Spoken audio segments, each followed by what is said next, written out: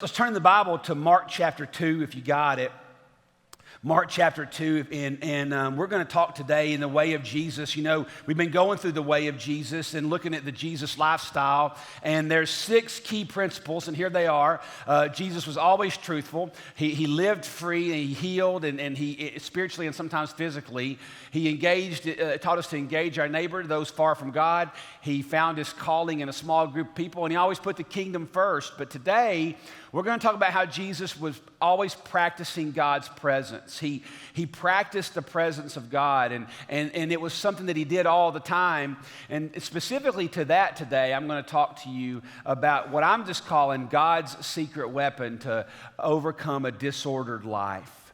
God's secret weapon to overcome a disordered life. I don't think that it would be any shock that I could say today that so many of us today wear busyness as a badge. How many times have you found yourself saying, I've said this 1,000,000 times in my own life, oh, I would have called you, but I'm so busy. Or even people, you ever have this happen to you? It happens to me all the time, and I do it. It goes both ways. I'll call somebody, hey, I know you're so busy. You know, we apologize for stepping into each other's lives. And I think we are just at a place where I could read for you study after study, statistic after statistic, but I don't think I have to sell it this morning that the average person is toxically exhausted in their heart, in their rhythms. And we're going to talk about what I believe is God's secret weapon to overcome a disordered life, and it's the idea of Sabbath. And Sabbath is a sneaky thing, especially if you're not growing up in the Jewish frame of mind. And we were taught as evangelicals it's just a day and how to kind of treat that day. And some of you grew up in societies. I know the hometown that I grew up in, you couldn't sell anything alcoholic on Sundays. Some of you kind of grew up in that, or there were all kinds of different rules and regulations. It comes from a couple of places in Scripture, and I'm not going to read the whole 10 Commandments, but it is one of the 10 Commandments. And in Deuteronomy 5, I just want to give a reference to it. Here's the gist of it. Observe the Sabbath day by keeping it holy. And on that day, no one in your household may do any work. And he tells us to remember that you were once slaves. Remember that I'm the Lord your God who brought you out of Egypt. So in Deuteronomy 5, there's a few reasons that we have the Sabbath. Now in Mark, where I told you to open your Bible to, in the way of Jesus was honestly encountering resistance all the time on the Sabbath. Jesus healed often on the Sabbath. He really did. So he was taking a lot of heat from the religious community about how he lived his life on the Sabbath. And because it was kind of unorthodox. People weren't used to a man doing work on the Sabbath, and Jesus did at times. And so it's a little different. But he has this thing he says to the Pharisees, and it's a pretty neat exchange because I believe that Jesus, I would not say he redefined the Sabbath. I would say that he probably just reframed it. He helped us understand it a little deeper. So here we go, Mark chapter 2, verse 23. It says, it happened that Jesus was passing through the grain fields on the Sabbath, and his disciples began to make their way along while picking the heads of grain. They were, in other words, it's like walking through a buffet. You know, they're eating. They're going to eat some food because they're hungry. The Pharisees, who were they? They were the religious elite, right? They were the gatekeepers of all religion, and they were very hard to deal with. And so the Pharisees were saying to Jesus, look, why are they doing what is not lawful on the Sabbath? Now you say, wait a minute, you mean picking grain? Yeah, it was reaping. Like literally, the fact that they were in a field, this is how far the Pharisees took it. They actually had the number of steps you could take on the Sabbath before it was a sin, right? So some of you get your steps in, right? Yeah, well, Jews weren't allowed to get their steps in. Right? I mean, you would have gotten like an electronic shock or something maybe on a modern day, wristband or something like it. They were that specific. There were all kinds of rules that they had that it was very restrictive. And so they're like, hey, they're reaping, they're picking off the fruit of the vine, so to speak. And that's a sin, and they should never do that. And so Jesus said to him in verse 25, He said, have you never read what David did when he was in need and he and his companions became hungry, and how he entered the house of God in the time of Abiathar, the high priest, and ate the consecrated bread, which is not lawful for anyone to eat except the priests? And he also gave it to those who were with him. And Jesus said to them, that's the religious gatekeepers, he said, very, very important verse right here, the Sabbath was made for man, not man for the Sabbath. So the Son of Man is Lord even of the Sabbath. So what does he mean right there? He says the Sabbath was made for us. It was a gift to us. Literally, don't miss that. The Sabbath is a gift. If you'll receive the gift, it will be a gift for you. But we have to learn to practice it. We actually do have to learn to practice our faith. I love what Dallas Willard one time said. Dallas Willard, one of my favorite quotes from him. If anything you want to read by Dallas Willard, man, go for it. It's good stuff. And Dallas Willard said this. He said, grace is not opposed to effort. Grace is opposed to earning. See, we think that anything graceful is like, I can't do anything. I'm not supposed to do anything. Grace is opposed to you earning your salvation, but we are to practice our faith. We are to practice certain places within our faith, and this is one of them. And so if you look at what we just read in Deuteronomy, what you really see, I think, are three verbs. You see what's a verb? Something you do, right? It's kind of a confluence, and I kind of just drew it out very poorly right here for you in Photoshop. I was never with a mouse, so yeah, that's about as good as I can do. But if you know what a confluence is, it's where a couple of rivers come together. And so really in Deuteronomy 5, you see three verbs that we're to execute when it comes to the Sabbath. We're to observe it, that is, keep it holy, right? We are to rest, and we're to remember. And that's a big thing. I don't think a lot of us understand how important that is to God, that we remember who he is and what he's done. So the idea of Sabbath is pretty simple. It's that it's not so much a rule that we're to follow, it's a relationship that we're to treasure. That's the idea of a Sabbath. It's not just a rule to be followed. It's a relationship to treasure because God gave it to us as a gift. But I want to focus today on the why. Have you ever thought about why? If Jesus said right there in Mark chapter 2 that the Sabbath was made for man and not man for the Sabbath, why does God give me the Sabbath? It's a gift. And if you can give it in your mind like that, you won't see it as this really weird observation or even regulation. The Pharisees saw it as a regulation to be regulated. And Jesus saw it, no. God gave it to you as a gift. So let's talk about why, based on what we see here in Mark chapter 2. Here's the first principle about why the Sabbath, God gave it to you. Number one, God gave me the Sabbath because I was created for order, not disorder. You were created, let me tell you something, friends. If your life, if you are overloaded and weary in your heart and you're exhausted, that's not what you were created for. I'm telling you, you were not created for that. Now listen, if I ask for participation, everybody's going to be lying if they don't raise their hand. We've all hit many times where we're just, weary.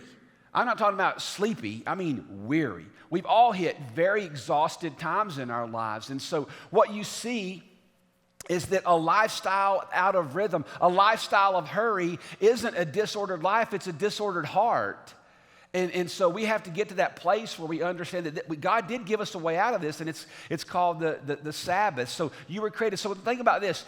In the 6 days of creation, what do you see that God did? He created day 1, created day 2, created on day 3. He created some different things on day 4, created some different things on day 5, then on day 6, and then what did he do? He broke the rhythm, right? He broke the rhythm.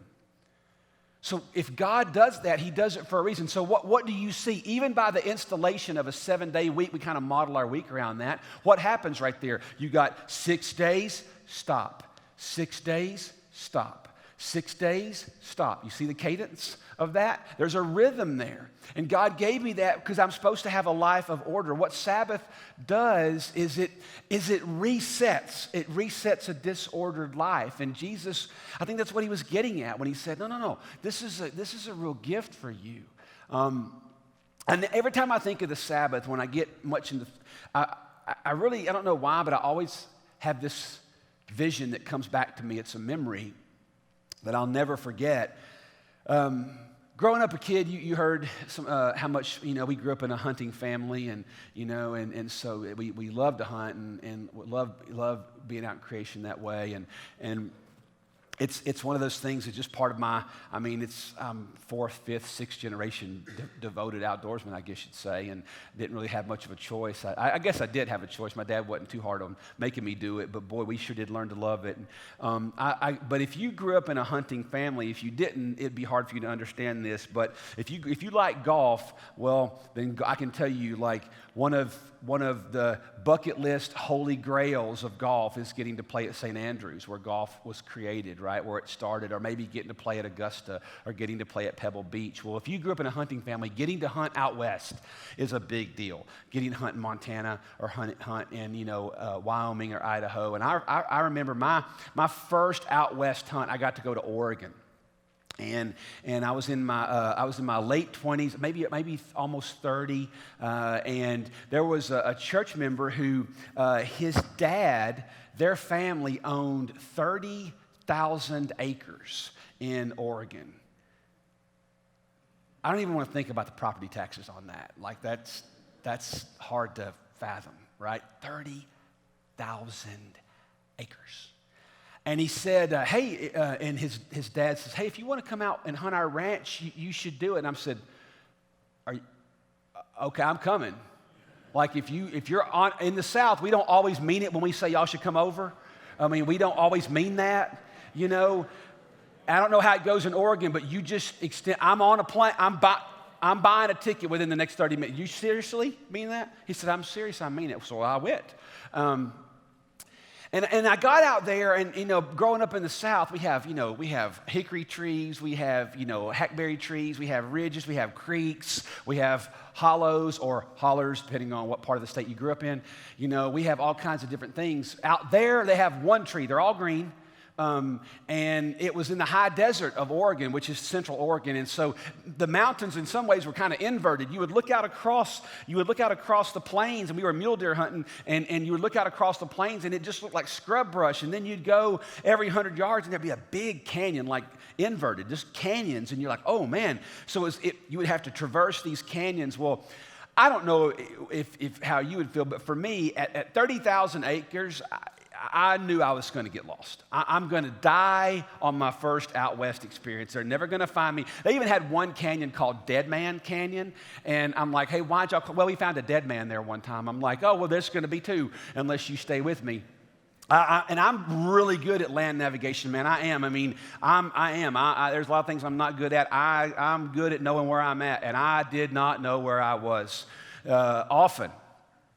And so he told me, he said, look, I'm going to meet you in about 4 hours on this side of this canyon.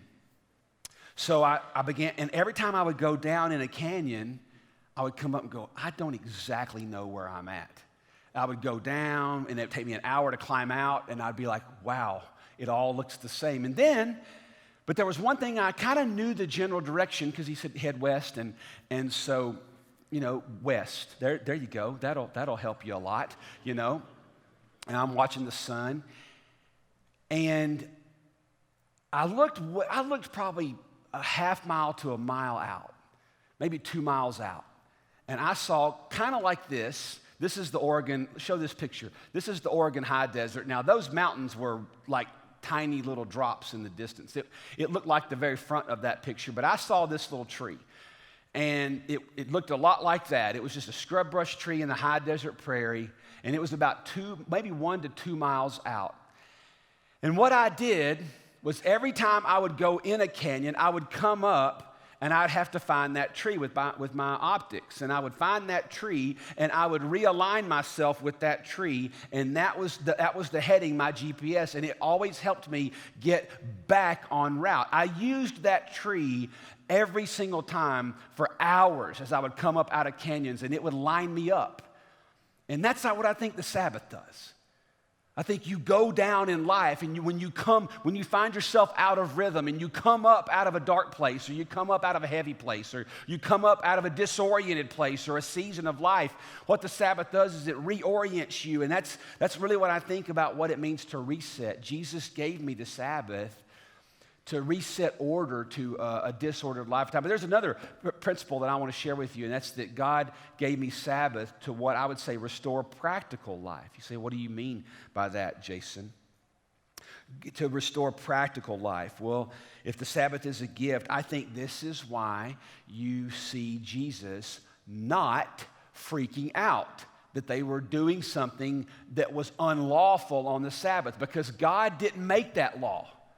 They did. They made that law. They made the law that you can't pick the grain, right? I mean, or they took it further. Let me say it this way. They took it further than it was supposed to have gone, right? So what they did is they went way further out than even when God gave them restrictions. There were restrictions that God did give on the Sabbath. He did give restrictions for certain reasons. But they made way more rules and regulations out of it. See, I think what happened was, we're hard on the Pharisees, and I think they deserve it. But I think in this particular case, honestly, I think they were just doing the best they could. They got the rule right. When you look at the story, they got the rule right, but they got the reason wrong. Does that make sense? They got the rule right, but they got the reason wrong. And if you get the reason wrong, then you're going to get into a very legalistic form of life. And that's the story of the Pharisees in the end. They put so much emphasis on the rules, they forgot the relationship. They actually lost sight of it altogether. And so what I'm saying to you is we can do a lot of things right in church or even in the Christian life, but we can get the reasons wrong, right? So Jesus told, no, this is a gift for you, and I want to make it a gift, and I want it to restore practical life. You see, I think so many times we're burdened and we're heavy and we're exhausted, but God's not doing that. We're doing it to ourselves. The Sabbath was really a gift, and Jesus told us that in verse 27. The Sabbath was made for man, and not man for the Sabbath. In verse 28, he said, so the Son of Man is Lord even of the Sabbath. See, Jesus was healing on the Sabbath because he's like, hey, hold on a minute. And he goes into many discourses about this with him. He said, hey, which is worse, like to leave them unable to walk for the rest of their life? Or should I just wait till, I don't know, in this particular case, Monday, then I can heal you? It's not practical. Jesus is saying that this is life too. And I'm giving them life right here. I'm not going to deny life just because it's the wrong 24-hour period of that. What Sabbath is meant to do is break what I would call our normal rhythms. Like, right? If you find yourself going 7 days a week, or here we go, if you find yourself answering emails and taking Zoom calls 7 days a week, friend, you're doing it wrong.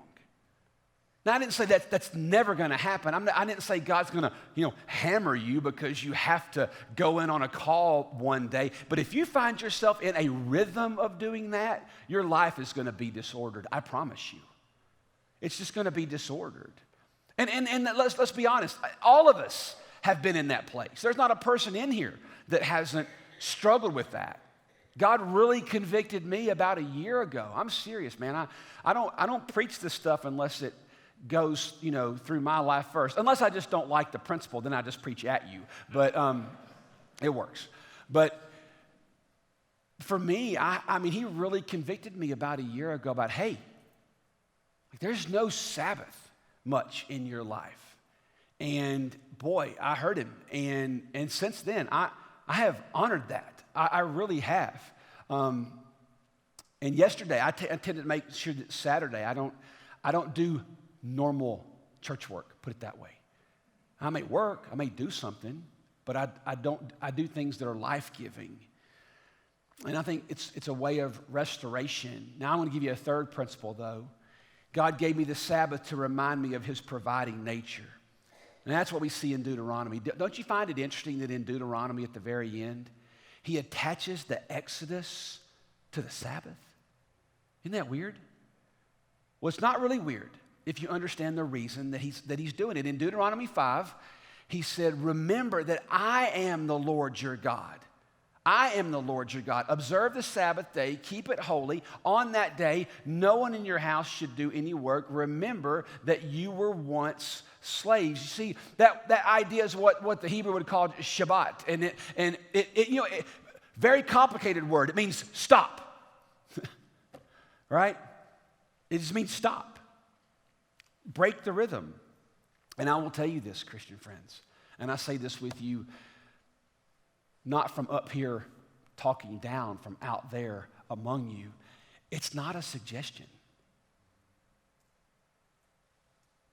Think about that. I don't think can you imagine if you knew somebody that committed murder and they were one of your close friends? You really shouldn't do that. That's not a good idea. If you knew somebody that committed murder and they were close to your friend, you would freak out. Oh my gosh, that's one of my better friends. They just killed somebody. If you have a close friend, if you've ever had a close friend, I have, that commits adultery, you would be like, that's one of my closest friends one time. I'm like, oh my goodness, if that can happen to him, it can happen to anybody. If you would have an intense reaction, but none of us, we just kind of look at the Sabbath like, sort of, kind of, maybe, when I can. Friends, it was such a big deal that God put it in stone. He put it in stone. That's how big a deal it was. And I think when we don't honor it, we don't honor him. I think when we don't honor it, we mock him. And because he gave it to us as a gift. See, when you stop, when you honor the Shabbat, when you stop your work, you know what you're doing? Seriously, you know what you're doing? You're trusting. You're trusting. Oh, God, I'm going to remember. You know what? I'm going to remember that my work doesn't save me. I'm going to remember, God, you know what I'm going to do? I'm going to lay down my work today because I know that my paycheck does not come from my employer.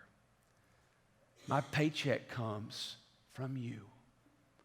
Let me tell you, since we're all in church, may as well be, fully confessional here, We've had a very busy week, great week. Man, we just came off 7 baptisms this past week. Come on. How about that at ClearView? We've had a very busy week, and you know what I didn't get done, man? I worked on Friday, but Saturday was coming, and I didn't have all of these images ready. I'm like, oh, what am I going to do? Well, I'm preaching on Sabbath. I can't work tomorrow. So, got up at 5 a.m., which is about when I get up anyway, but I got on it, and it all worked out. I'm standing here, and it all worked out. It all worked out. You would never even have known. I'm so good, right? But I'll tell you, mentally, I got 24 hours of disconnection. And that's the idea, that you get life back. Because you got to understand that God is teaching them. There was a time that you were slaves, and I brought you out. Your work, you weren't good slaves. Like Pharaoh didn't let y'all out because y'all were such good slaves. You're so good. I'm going to stop beating you. It's not what he did. No, I brought you out. I brought you out. Remember the Sabbath and keep it holy. I think when we don't honor the Sabbath, we're just afraid and we're weary. But Jesus made a promise. Here we go. Look at it. Jesus said, come to me, all of you who are weary and carry heavy burdens, and I will give you rest. Take my yoke upon you. Let me teach you. Let me teach you. Let me teach you, because I am humble and gentle at heart, and you will find rest for your soul, not your body. Did you notice that? Not your body. What is your soul? Your mind, your heart, your will, your emotions? I've been physically tired many times. There's nothing worse than being soul tired. And many of you have been soul tired many times. And it's not always from bad stuff. You're just spent. Jesus said, learn from me, come to me. That's a promise, you guys. It's a promise. But I will tell you this, listen to me really clear, okay? Sabbath and practicing the presence, Sabbath won't just happen to you. You won't just pop out of bed one day and say, oh, I'm going to just magically start honoring the Sabbath, because there's always going to be people and things pulling you, like Michael Corleone said, he's pulling you back in, right? Some of y'all didn't watch The Godfather, did you? Yeah, pulling you back in and pulling you back in. There's always something pulling you back in. And Jesus saying, no, come to me.